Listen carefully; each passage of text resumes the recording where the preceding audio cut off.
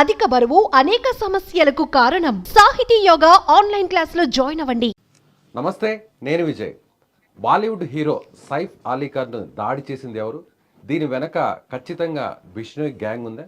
అసలు దీని గురించి మాట్లాడదాం. జనరల్గా ముంబైలోనే ఇలాంటి అటాక్స్ ఎందుకు జరుగుతాయి?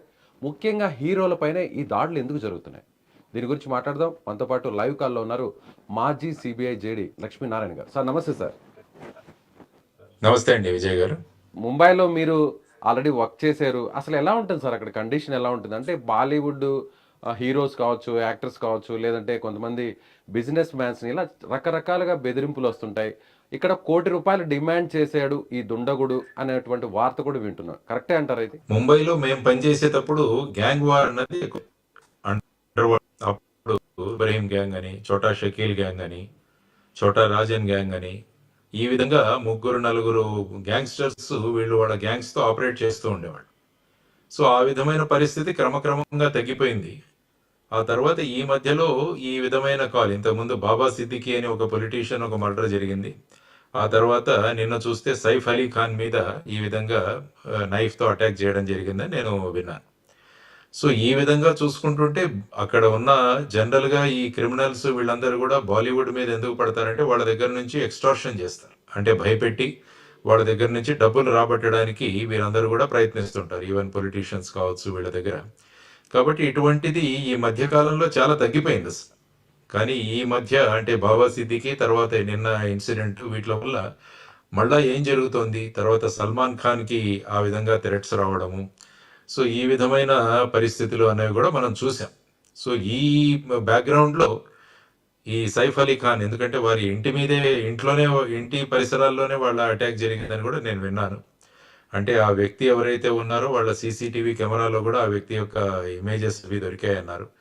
మరి ఇప్పుడు అతన్ని పట్టుకుంటే తప్ప ఈ విషయంలో ఏం జరిగింది అన్నది, ఆ తర్వాత ఆయనకి ఏదైనా ఫోన్ కాల్స్ వచ్చినప్పుడు అవి చేసి మామూలుగా విశ్లేషణ చేసిన తర్వాత, అనాలిసిస్ చేసిన తర్వాత ఈ కేసు వెనకాల ఎవరున్నారన్నది బాంబే పోలీసులు నిర్ధారిస్తారు. సో ఆ విధంగా ఎంక్వైరీ జరుగుతుంది. ఐ థింక్ లోకల్ డీసీపీ కూడా టీవీలో మాట్లాడినట్టు నేను చూశాను. సార్ ఆల్రెడీ మీరు చాలా కేసెస్ను కూడా మీరు ఛాలెంజింగ్ కేసెస్ అంతా కూడా మీరు సక్సెస్ఫుల్గా సాల్వ్ చేశారు. అంటే ఈ కేసులో చూస్తే ఒక దొంగ ఆ స్థాయిలో అక్కడికి వెళ్ళి అందులోనూ సైఫ్ అలీ ఖాన్ మీద నేరుగా కత్తితో దాడి చేసేటువంటి పరిస్థితి ఉంటుందా? దీని వెనక ఏదన్నా కుట్రే ఉందనుకోవచ్చా? అంటే ఇప్పుడు ఏంటంటే ఆ వ్యక్తి అక్కడికి ఎలా వెళ్ళగలిగాడు?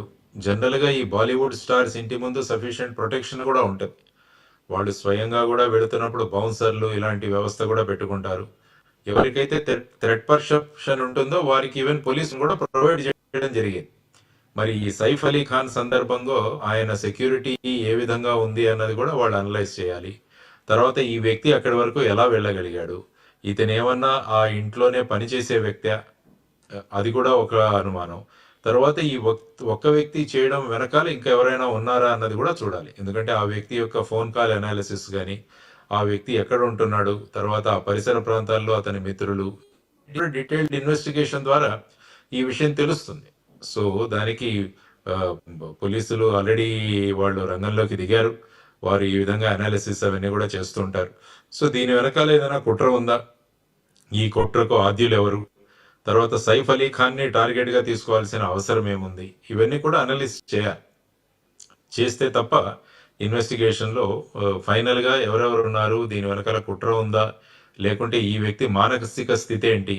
కొంతమంది ఏంటంటే వార్తల్లోకి రావడానికి కూడా ఇటువంటి ఇన్సిడెంట్స్ చేస్తుంటారు. కొంతమంది ఏదైనా ఈ విధమైన ఒక సెన్సేషన్ క్రియేట్ చేసి దాని ద్వారా తెలియాలి అని చెప్పేసి, ముఖ్యంగా ఈ సోషల్ మీడియా ప్రభావితమైన ప్రస్తుత సమాజంలో ప్రతి ఒక్కరు కూడా వాళ్ళ ప్రామినెన్స్ని, వాళ్ళ ఉనికిని చాటుకోవడానికి ఏదైనా చేసినా పర్వాలేదు. అందుకనే మనం చూస్తుంటాం పిల్లలు స్టంట్స్ చేస్తుంటారు, రకరకాల విన్యాసాలు చేస్తుంటారు. అవన్నీ ఎందుకంటే మనం సోషల్ మీడియాలో మనం పాపులర్ అవ్వాలన్న ఒక ఇది కూడా ఉంటుంది. కాబట్టి ఈ హంతకుడు, ఈ వ్యక్తి ఎవరైతే దుండగుడు ఎవరైతే ఉన్నాడో అతన్ని పట్టుకొని అతన్ని అనాలిసిస్ చేసి అతన్ని ఇంట్రాగేట్ చేసిన తర్వాత ఇంకో ఎన్నో విషయాలు తెలుస్తాయని నేను అనుకుంటున్నాను. సో ప్రస్తుతం అతనైతే ఎవరైతే దుండగుడు ఉన్నారో అతన్ని పట్టుకున్నారు పోలీసులు. ప్రస్తుతం విచారణ కూడా చేస్తున్నారు. అయితే ఈ విచారణ పూర్తయిన తర్వాత వాస్తవాలు బయటకు వస్తాయంటారా? అంతే కదండి. ఎందుకంటే అతన్ని ప్రశ్నించిన తర్వాత అతను కొన్ని క్లూస్ ఇస్తాడు. ఆ క్లూస్ ద్వారా ఇంకొకరిని దగ్గరికి వెళుతుంది. వారిని పట్టుకున్న తర్వాత మళ్ళా అలా జరుగుతుంది. కాబట్టి మనం ఏంటంటే ఇన్వెస్టిగేషన్కి టైం ఇవ్వాలి. సాధారణంగా ఎలా ఉంటుందంటే మీడియా ఇమీడియట్గా అతన్ని అరెస్ట్ చేశాడు కాబట్టి అతన్ని మీడియా ముందుకు తీసుకొచ్చి వెంటనే అతన్ని చెప్పి ప్రయత్నాలు చేయమని మీడియా కోరుకుంటుంది. అది మీడియా తప్పు కాదు. ఎందుకంటే మీడియా వాళ్ళు వాళ్ళ మీడియా ద్వారా అనేక విషయాలు ప్రజలకు తెలియాలి అని కోరుకుంటారు. కానీ ఇన్వెస్టిగేషన్ దగ్గరికి వచ్చేసరికి మనకున్న విషయాలను వీలైనంత సూక్ష్మంగా పరిశీలించి ఇంకా దీని వెనకాల ఎవరెవరు ఉన్నారు కుట్రదారులు ఇవన్నీ తీసుకోవాలి. ఎందుకంటే ఫైనల్గా పోలీస్ అన్నది మీడియాకు వాళ్ళు అకౌంటబుల్ కాదు, కోర్టుకు అకౌంటబుల్. కాబట్టి చాలా చోట్ల మీడియాకు పోలీసులకు మీరు అనేక విషయాలు మాకు చెప్పలేదన్న ధోరణి కూడా ఉంటుంది. కాబట్టి ఐ థింక్ ఈ ఇంట్రాగేషన్ చేసిన తర్వాత కొన్ని ఏవైతే విషయాలు వెల్లడించవచ్చో అలాంటి విషయాలు పిఆర్ఓ కానీ లేకుంటే అక్కడ ఉన్న సీనియర్ ఆఫీసర్ కానీ మీడియాకు తెలియజేసే అవకాశం ఉంటుంది. కాబట్టి మనం కూడా ఓపికగా ఈ విషయంలో ఎవరున్నారో అన్న విషయాలు తెలిసేంత వరకు మీడియా కూడా ఓపిక పట్టాలని నేను చెబుతాను. అలాగే సార్, గతంలో కూడా జింకలను హంటింగ్ చేసినటువంటి కేసెస్ కూడా ఈయన మీద ఉన్నాయి. అందుకని బిష్ణోయ్ గ్యాంగే ఇందులో ఎంటర్ అయింది. సో దీని వెనక వారు ఖచ్చితంగా ఈ గ్యాంగ్ ప్రమేయం ఉంటుందనేటువంటి వార్తలు కూడా వస్తున్నాయి. ఇది ఎంతవరకు నిజం ఉండొచ్చు అన్నారు? ఎందుకంటే ఇప్పుడు ఒక కేసు జరిగిన తర్వాత దాన్ని రకరకాల యాంగిల్స్లో మనము ఇన్వెస్టిగేట్ చేయాల్సి ఉంటుంది. సో ఇప్పుడు మీరు లాస్ట్ టైం సల్మాన్ ఖాన్కి థ్రెటనింగ్ కావచ్చు, మీరు అన్నట్టు కృష్ణజీ ఇంకా బ్లాక్ బస్టర్డ్ ఈ అటాక్లో కూడా ఈయన కూడా ఉన్నారు. అప్పుడు హమ్ సాత్ సాత్ హై అనే ఫిలింలో రాజస్థాన్లో షూటింగ్ జరిగినప్పుడు వీరు ఆ విధంగా చేశారన్నది.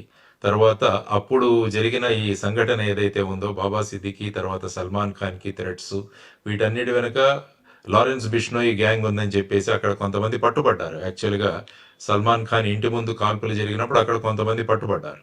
ఆ టైంలో కూడా వాళ్ళు ఈ లారెన్స్ బిష్నోయ్ గ్యాంగ్కి లింక్డ్ అని కూడా చెప్పడం జరిగింది. సో అవన్నీ తీసుకుంటే ఈ విధంగా ఈ వ్యక్తుల వెనకాల ఈ విధమైన కుట్ర జరగడానికి కారణాలు ఏంటి, మోటివ్ ఏంటి, ఇవి కూడా తీసుకురావాల్సిన. అందుకని మీరు అన్నట్టు ఆ వ్యక్తి ఎవరైతే దాడి చేశాడో ఆ వ్యక్తి దొరికారు కాబట్టి ఆ వ్యక్తి స్వయంగా ఇందులో ఉన్నాడా, లేకుంటే అతన్ని ఎవరైనా ప్రోత్సహించారా, లేకుంటే ఏదైనా డబ్బులు ఇచ్చి అతన్ని ఈ విధంగా చేయడానికి ప్రయత్నించారా, అలాగైతే డబ్బులు ఇచ్చిన వాళ్ళు ఎవరు, ఆ విధంగా ఈ లింక్ అన్నది ఎస్టాబ్లిష్ అవుతుంది. సో ఈ లింక్ ప్రతి చిన్న క్లూ ఏదైతే దొరుకుతుందో దాన్ని పట్టుకొని దాన్ని అనలైజ్ చేయాలి. తర్వాత ప్రస్తుతం టెక్నాలజీ యుగం అవడం వల్ల ఈ పట్టుబడిన వ్యక్తి దగ్గర ఫోన్ ఏంటి, ఆ ఫోన్లో ఎవరితో కాంటాక్ట్లో ఉన్నాడు, అతని కాంటాక్ట్స్ ఏంటి, మెసేజెస్ ఏంటి, ఇవన్నీ కూడా పోలీసుల ఇన్వెస్టిగేషన్లో వాళ్ళు చూసి దాన్ని బట్టి వీలైనంత త్వరగా ఈ గ్యాంగ్ను మొత్తాన్ని కూడా ఈ ఇన్వెస్టిగేషన్లో బయటికి తీసుకొచ్చే ప్రయత్నం చేస్తారు. ఇన్ కేస్ గ్యాంగ్ ఇన్వాల్వ్ అయ్యి ఉంటే అసలు యాక్చువల్గా ఈ క్రైమ్కి మోటివ్ ఏంటి, మూలంగా ఇది చేయాల్సిన ఉద్దేశం ఏంటి అన్నదాన్ని కూడా తీసుకురావాల్సిన అవసరం ఉంది. అలాగే మనకి ముంబై అనగానే ఈ దేశానికి సంబంధించి కూడా ఆర్థిక రాజధానిగా మనం చెప్తుంటాం.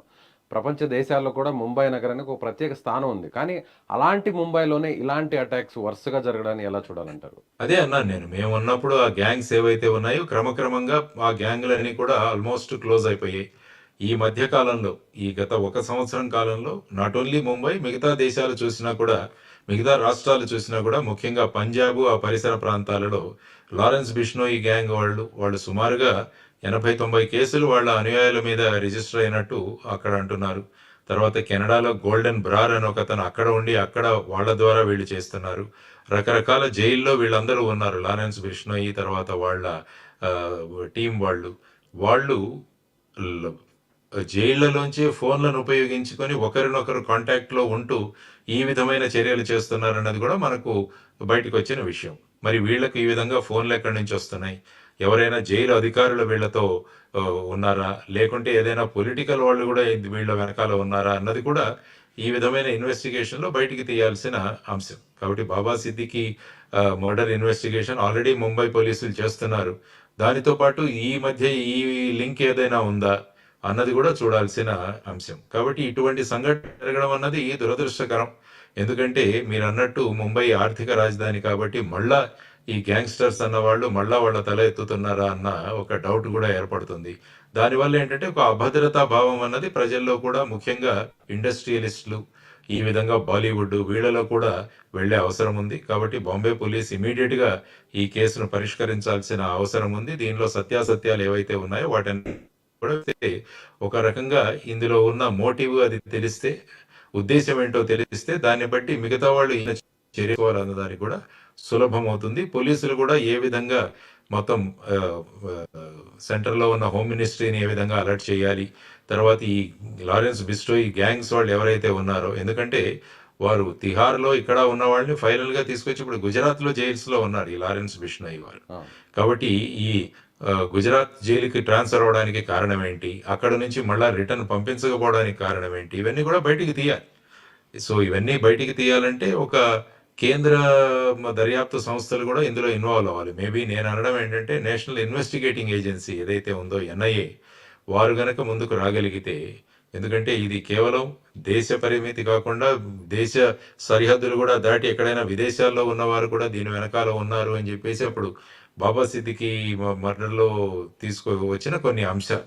కాబట్టి ఆ కేసుకి ఈ కేసుకి ఎలాంటి సంబంధాలు ఉన్నాయన్నది తీయాలంటే ఒక నేషనల్ లెవెల్లో ఉన్న ఇన్వెస్టిగేటింగ్ ఏజెన్సీ ఏదో సిబిఐ కానీ ఎన్ఐఏ కానీ ఇందులో ముందుకు రావాలి అన్నది నేను జనరల్గా అంటాను. ఎందుకంటే ఈ కేసు యొక్క వ్యాప్తి, తర్వాత ఈ జరుగుతున్న సంఘటనల ఆధారంగా. సార్ జనరల్గా కూడా అంటే అక్కడ ముంబైలో కూడా ఈ గ్యాంగ్స్టర్స్ పొలిటీషియన్స్ని కావచ్చు, లేదంటే సినిమా స్టార్లను, అలాగే వ్యాపారవేత్తలను పదే పదే బెదిరిస్తుంటారు. వాళ్ళ దగ్గర నుంచి కిడ్నాప్ చేస్తామని చెప్పి కొంత డబ్బును కూడా తీసుకుంటుంటారు. ఇదంతా కూడా రెగ్యులర్గా జరిగేటువంటి కల్చరు. కొన్ని విషయాలు బయటకు వస్తున్నాయి తప్ప మిగతావి అసలు బయటకు కూడా రావట్లేదు అనేది బయట చెప్తున్నటువంటి మాట. ఇది కరెక్టేనా? అలాగే జరుగుతూ ఉంటుంది ముంబైలో? అంటే అదే అన్నాను, మీరు ఇంతకు ముందు ఇప్పుడు 92, 94 ఆ సమయంలో మేము అక్కడ పనిచేసేటప్పుడు, నేను 96లో అక్కడికి వెళ్ళాను. ఆ టైంలో ముఖ్యంగా 90 నుంచి ఈ చర్యలు చాలా ఎక్కువయ్యాయి. ఆ తర్వాత ప్రభుత్వం కూడా మేల్కొంది. ఆ తర్వాత స్పెషల్ టాస్క్ ఫోర్స్లు ఏర్పాటు చేసి వీళ్ళని చాలా మందిని అరెస్ట్ చేయడం జరిగింది. తర్వాత కొన్ని చోట్ల పోలీసుల మీద ప్రతిదాడులు చేసినప్పుడు వాళ్ళని ఎన్కౌంటర్స్ కూడా జరిగాయి. అక్కడ చాలా మంది గ్యాంగ్స్టర్స్ ఎన్కౌంటర్లో కూడా వారు చనిపోవడం జరిగింది. తర్వాత ముఖ్యంగా చోటా రాజన్ ఎవరైతే అతను బ్యాంకాక్లో ఉండి ఆపరేట్ చేసేవాడో అతన్ని కూడా ఇక్కడికి తీసుకురావడం జరిగింది. అఫ్ కోర్స్ దావూద్ ఇబ్రాహిం అయితే వెళ్ళిపోయి కరాచీలో ఉన్నారన్నది ఒక విషయం.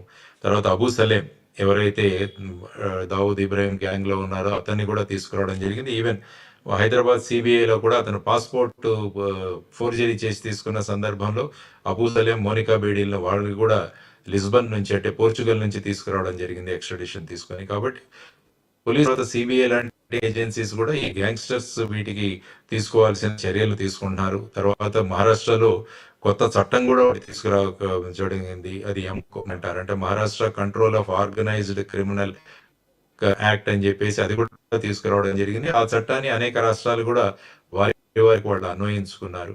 సో ఈ విధంగా పోలీసు విభాగం నుంచి తర్వాత ప్రభుత్వం నుంచి కూడా ఇటువంటి చర్యలు వ్యాప్తి చెందకుండా అనేక ప్రయత్నాలు జరుగుతున్నాయి.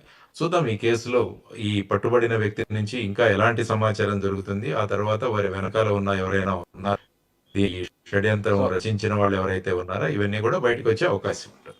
సో ఫైనల్గా ఒక క్వశ్చన్ సార్, ఇప్పుడు ఆల్రెడీ ఈ కేసుకు సంబంధించి ఇన్వెస్టిగేషన్ ఆఫీసర్గా ఎన్కౌంటర్ స్పెషలిస్ట్ దయా నాయక్ కూడా ఆయన ఇన్వాల్వ్ అయ్యారు. అంటే ఎన్కౌంటర్ జరిగేటువంటి అవకాశాలు లేకపోలేదనుకోవచ్చా? అలాగే కాదు, అప్పుడు ఏంటంటే కొంతమందికి ఆ విధంగా వాళ్ళు కొన్ని ఎన్కౌంటర్లో వాళ్ళు ఉండడం వల్ల ఆ ఎన్కౌంటర్ స్పెషలిస్ట్ అని మీడియా వాళ్ళకి పేరు ఇచ్చారు.